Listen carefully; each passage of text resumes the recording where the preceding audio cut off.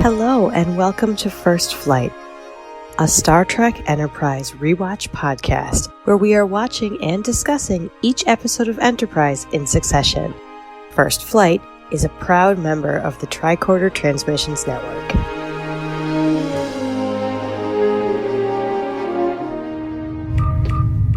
This is Commander Tucker of Enterprise. We've got some information you're going to want to hear.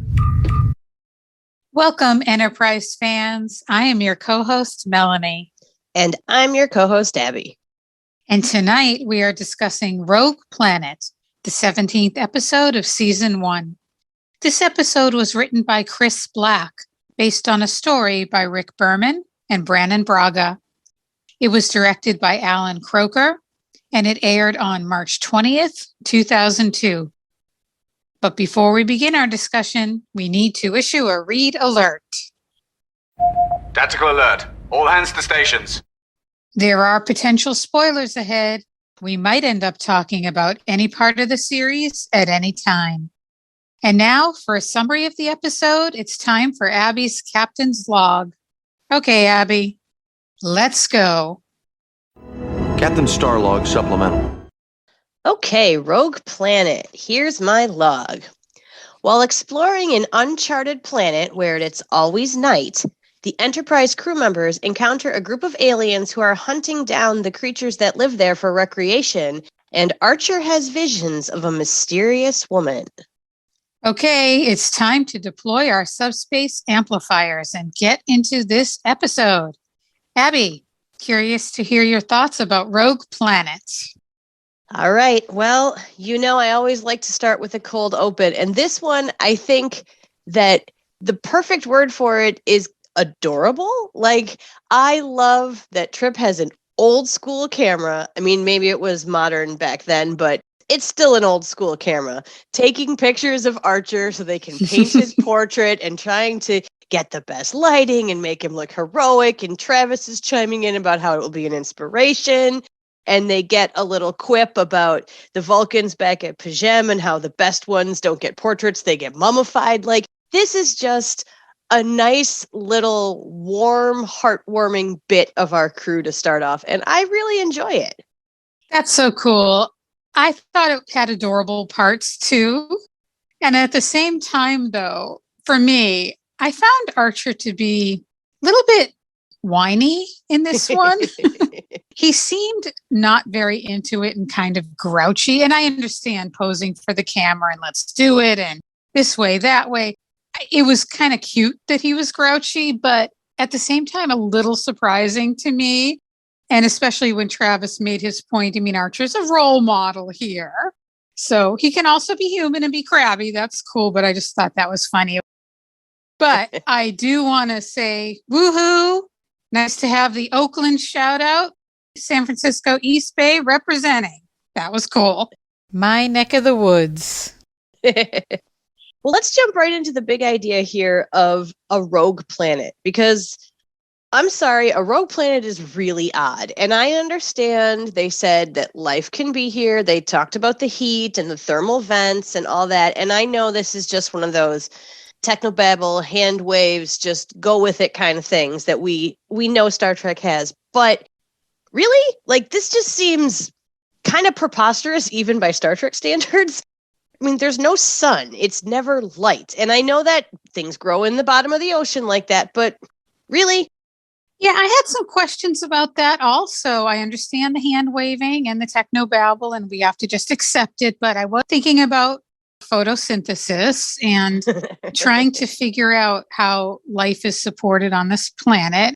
I just was a bit confused about what they were saying about the gases and how there's plant and animal life. So that was intriguing to me. I do like the idea of a rogue planet, though. I did learn about that. I wasn't really familiar with rogue planets, and I found the concept really interesting. Yeah, the concept is interesting. I just feel like I wish there had been just a little bit more explanation of how or why, or when they got down to the planet, T'Pol did some sort of scan and went, oh, well, this makes so much sense, even if it was just more technobabble. I like that part of Star Trek. I like those interesting places and the things that are anomalous to what is normal in the universe. So I wish they would have done a little bit more of that. I completely agree. 100%. That would have been very helpful and very interesting. I do have to say, though, that I noticed that we get our awesome trio of T'Pol, Hoshi, and Malcolm again in this episode going down to the planet. And I think maybe the writers saw how well it worked in Sleeping Dogs and decided to send those guys on an away mission again. And that made me very happy. You know, I didn't think about that till you just mentioned it, but really nice to see the trio again. And I would just like to mention right off the top of my head, 3 things that came to mind when they landed on the planet. A, here are those Enterprise jackets again. Yes. We need those. Yes, we do. B, I am not surprised at all that both Archer and Malcolm are Eagle Scouts. It just fits them perfectly. How cool is that? It is very in character. And of course, Malcolm talking about how many badges he has compared to Archer. That was pretty funny. Very Malcolm. Well, and I love that he wanted to be honest and he was kind of like proud, but he didn't want to brag about it. But you could tell he was still proud. So Malcolm. Exactly. And pretty neat gear that we're seeing here with these night vision goggles. I don't recall seeing this gear ever again in Enterprise, but there's some interesting stuff here. Yeah, and you know what? You are correct. This is the only time that we see the night vision goggles. But here would be my question. Why are they using night vision goggles and flashlights? Because, oh my God, if you had a flashlight and you shine right at someone who's wearing night vision goggles, they'd be blinded. Like, it would be painful. So, ooh, just wondering. Okay, I hadn't thought of that. I also really liked the moment when Malcolm is being Malcolm and, wanting to take charge, lead the way. And Archer says to him, why don't you let me do the captaining or whatever it is he says. I loved that moment. Yeah, I wrote that too. And I have to say that one of the things I like is that Malcolm always tries to do his job to the best of his abilities. Malcolm always will put his safety in jeopardy to protect the lives of the crew around him. And that is exactly what you want in your armory officer. So bravo, Malcolm. I've said it before. I'll say it again. My rewatch has really given me a new appreciation for Malcolm. And this is one of those moments where I really noticed that. I agree. And then we meet the Eska. What are your thoughts on this initial meeting, etc.? Well, I think it's interesting that they are so proud of their hunting. I think it's interesting how the away team splits up and they encounter them in very different ways. I love that Hoshi got the UT up and going quickly. I find them not my favorite alien species. They're not my flavor of alien. That's my favorite. But, I appreciate them having traditions and hearing that, people wait generations to go hunting. And I get that and I appreciate it. But they're kind of meh, in my opinion. And I appreciate that they eat good food, interesting food. And I like that they kind of come together with our crew and that they share some of it. But, they're not real open at the beginning. So interesting knowing what you know by the end of the episode, looking back at that first meeting. Yeah, I agree. They're quite meh for me also. I'm not a fan of hunting, which kind of ties into my feelings about the episode. I have very mixed feelings. On the one hand, I think there's some very intriguing concepts here, almost some beautiful themes as well, which I'll get into later. There's some intriguing stuff. There's potential here, but it wasn't fleshed out, in my opinion. Yeah. And I know we're going to talk about that. And to get to that point, it feels a bit slow and tedious for me, especially in the second and third act. And when you talk about them not being up front, one thing I was thinking was they knew right away that what Archer had seen was a Wraith. Yep.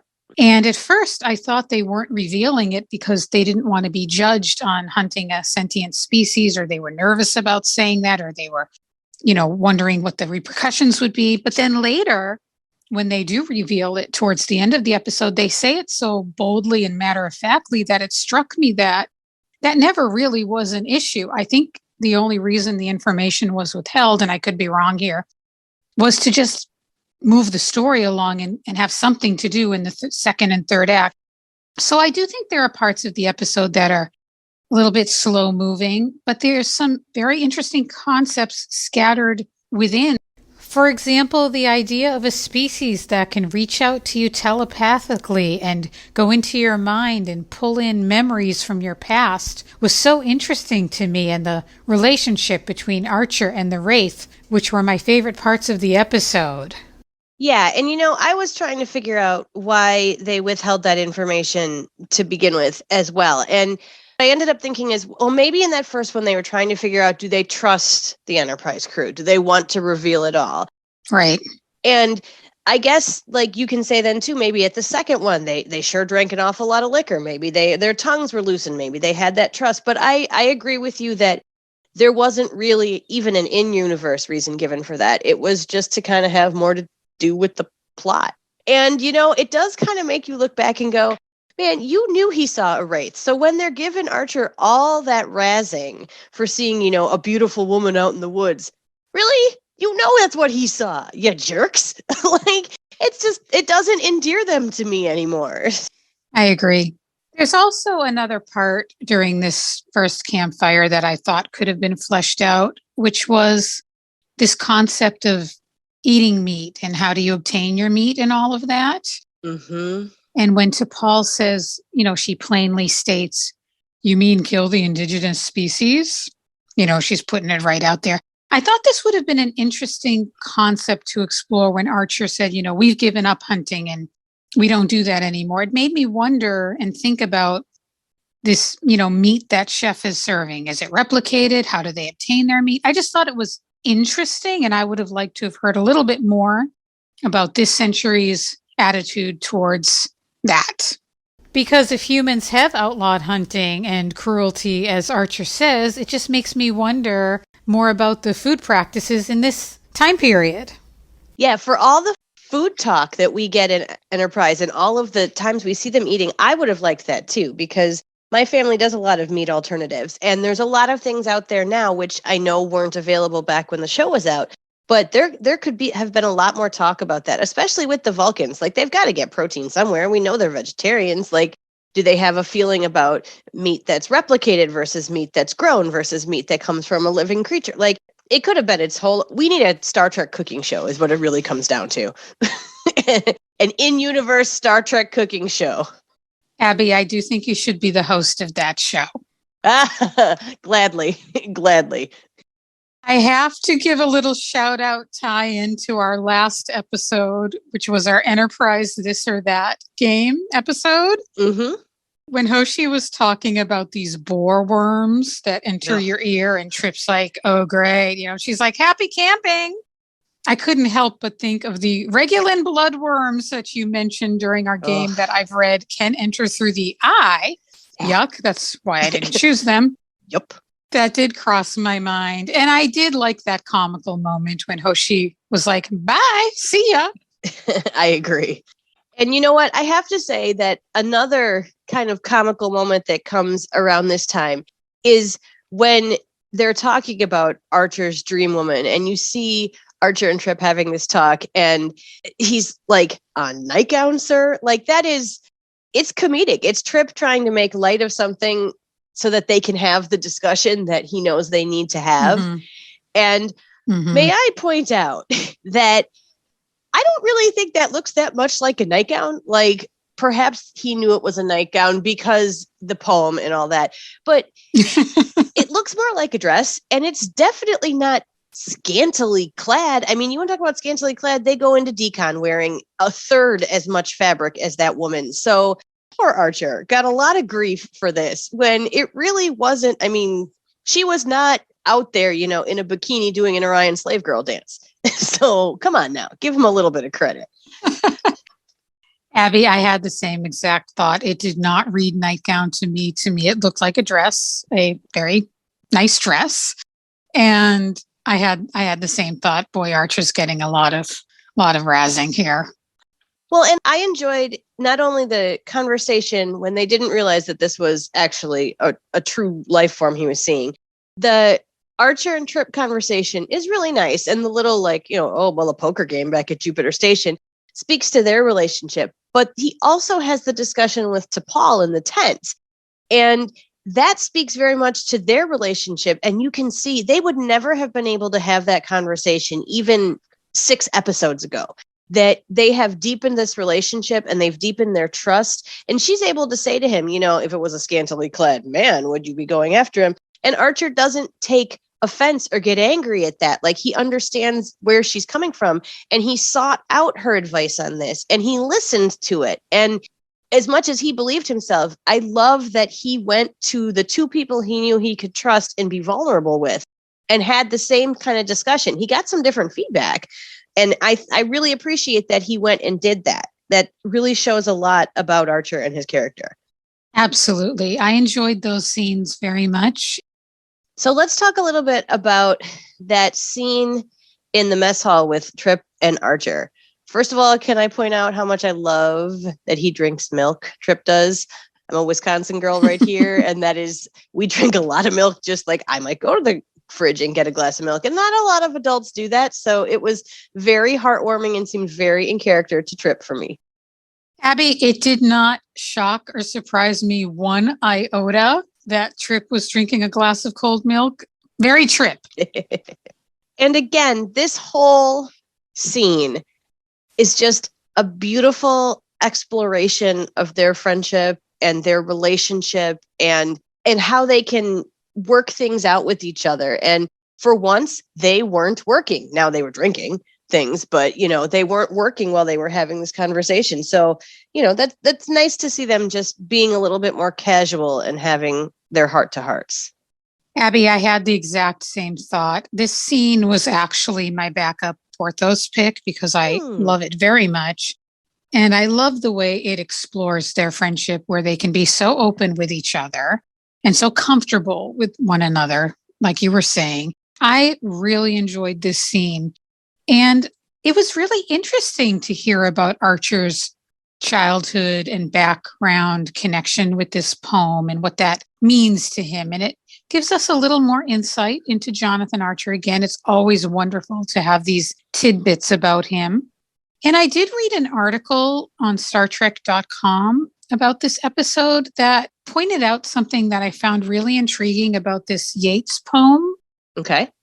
It was saying how it really demonstrates the longing, the searching, the exploration, that there's something better over the horizon, not just for Jonathan Archer's personal search and what makes him him and being a captain and exploring, but also as a theme of Star Trek as a whole about searching and exploration and finding something better over the horizon. Obviously, the article stated it better than I'm paraphrasing it, but I found that so interesting how it tied the poem into that theme for me. And I thought that was kind of beautiful. That is beautiful. And, one of the things that I've always liked about Star Trek is that it goes back and finds connections, whether it be to the Odyssey, to Shakespeare, to poetry, to jazz, to the arts of the modern and classical periods in human history. And that's wonderful. It's a really nice thing to see. And even now you are seeing more exploring these older things in other cultures. You're seeing, the Klingon opera, and you're seeing, the Ferengi rules and the Cardassian soap operas and all that. So it's neat to see that they're expanding the arts into the universe, but drawing from our own beloved sources to do so. That's really interesting. So do we want to talk about how this all wraps up then? Yes. Okay. So I think it's interesting that they don't really tell what they did to give the changelings or the wraiths this equal playing field, but it's very well known that they did interfere. And I'm just wondering, how long did it take our fearless hunters to figure it out? Or did they just give up? Like, it doesn't seem, if they've been doing this for 9 generations, that they would just give up. But I bet you they went home with a whole lot of data and started crunching some numbers. And no prime directive yet, so. Right. To me, them giving them the masking agent was very helpful and wonderful, and that's terrific. But to me, it's almost like a Band-Aid. It wasn't enough. It doesn't guarantee. I would like to, in my head canon, Archer, went back and told Starfleet about this, and more measures were put into effect to protect the Wraiths. I mean, it's great that they have the chemical masking thing, but I wanted a little bit more, and I wonder, like you, I wonder in the future what that means for them and this process of hunting that goes on and on. Yeah, and I always think too that this is one of those times that you wish you had like the follow-up briefings. You want to hear the second contact. You want the Cerritos to show up and show you what happens after the big, exciting, flashy thing. So, maybe they did, or maybe they told the Vulcans to come look in on them, and I'm just going to go with they solved this off camera because otherwise it just really doesn't sit well with me. Yep, absolutely. But overall, of course, I'm really happy that they helped them out, and I'm thrilled about that. I hope the masking agent works forever. Yeah, me too. I think that it feels like the right thing. And in these episodes where it's pre-prime directive and there aren't guidelines for encounters like this, you're going to have to just try and do the best you can with what you've got and hope for the best until you've done it enough times to know what probably the best course of action is. Oh, most definitely. You're completely right. And on second thought, I 100% agree. They are doing the best they can with what they have, and it is really appreciated. Well, we've arrived at our Porthos pick, which is our favorite part of the episode. Abby, what's your favorite part? Well, this maybe is kind of a cheat, but my favorite part about this episode were a bunch of little small background moments and reactions of characters who were not the main focus of the scene. Like Hoshi has the best facial expression and like tiny eye roll when Tripp is talking about how maybe, the people on the planet are having their honeymoon. And Archer shrugging when T'Pol says it's the grottos of Denevia Prime, not Yellowstone. And Malcolm's sassy little, I promise not to kill anything, sir. These little moments are often overlooked, but they are perfectly in character. And for some of our characters that didn't have a lot to do this episode, they really stood out as shining moments for me. Oh, Abby, that's a good pick. And I'm so glad you brought those up because those moments were fantastic. They were great. And you're right. Quick ones, but those were some of my favorite parts of the episode. Really well done. My favorite part is at the very end. I know, as I've mentioned, I do have some issues with this episode, but there are moments of potential. There are moments of goodness and of beauty. And the very, very end, when the Wraith says to Archer, never stop seeking what seems unobtainable, and the way they're talking together and, she reaches for his face and the look on his face. I like the message that she gave him. And I just liked the way that scene was acted. I thought it was moving, touching. It resonated for me. And that was my favorite part.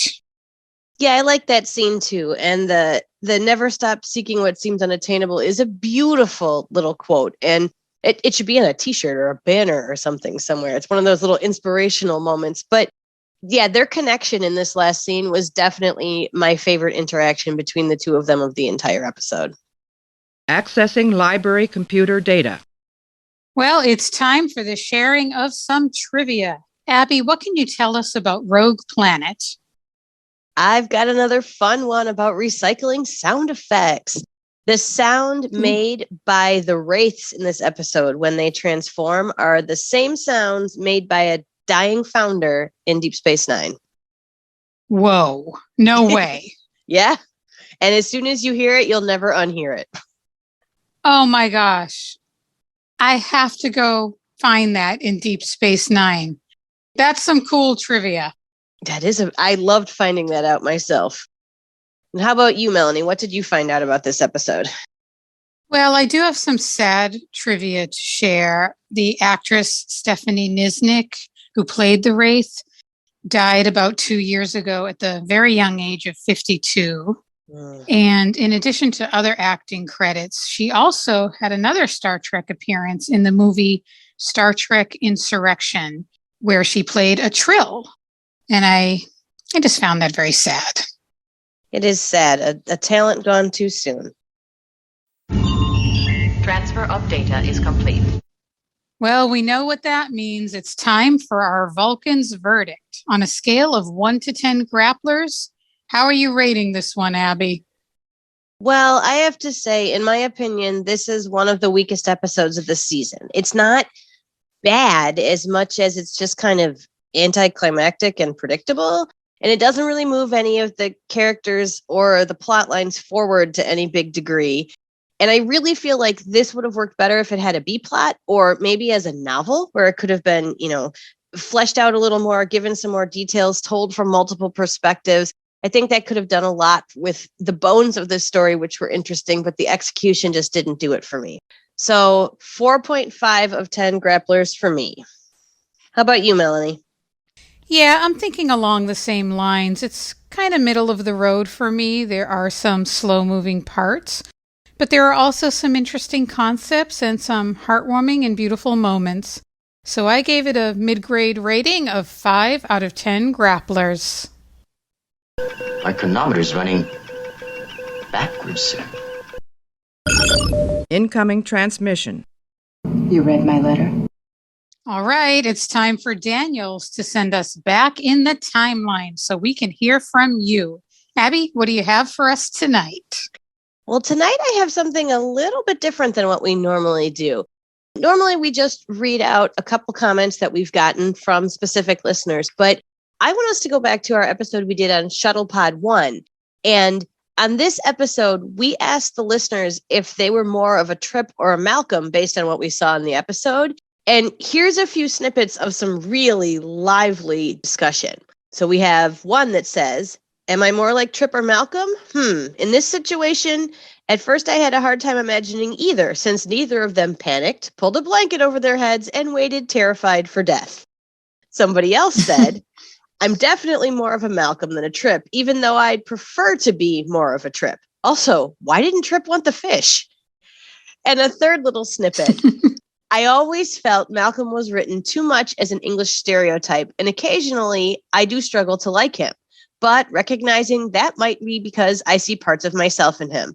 I tried on my rewatch to like him more, and I mostly succeeded. So there are so many more to each of those comments, and so many more to look through. It was an awesome and fun discussion that we had. So I strongly suggest anybody go back. It's a fun read. And if you still want to share who you are most like, or any other thoughts you have about that episode or others, please find us on the socials, because we love enjoying and interacting with you and hearing your thoughts and your opinions. And this episode had a particularly lively one. Yeah, I really enjoyed hearing people's thoughts about whether they were more like a Tripp or a Malcolm. That was an interesting read, and thank you all for sharing that with us. And if you'd like to continue the conversation with us, or share any of your Porthos picks or grappler ratings or any thoughts on this episode, you can reach us at First Flight Pod on Twitter, Instagram, and Facebook.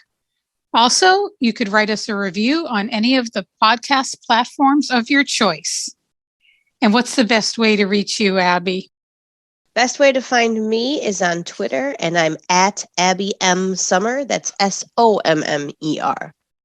We want to thank you for spending this time with us, and we'll be back next time with Acquisition, the 18th episode of Season 1. And as always, we leave you with this quote from Captain Jonathan Archer.